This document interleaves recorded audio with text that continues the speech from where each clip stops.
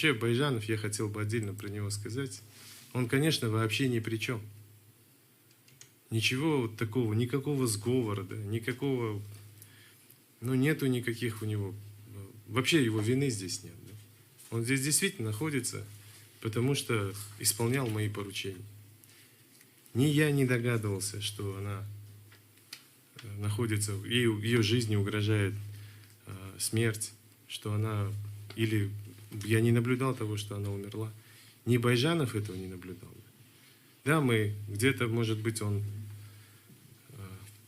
не хочет лишний раз говорить, что он заходил, ну, это его право, да. Но я действительно хочу сказать, между нами не было никакого сговора. И его вины здесь нет. Вот адвокат Газымжанов очень верно сказал, что его сделали подозреваемым только потому, что его свидетельские показания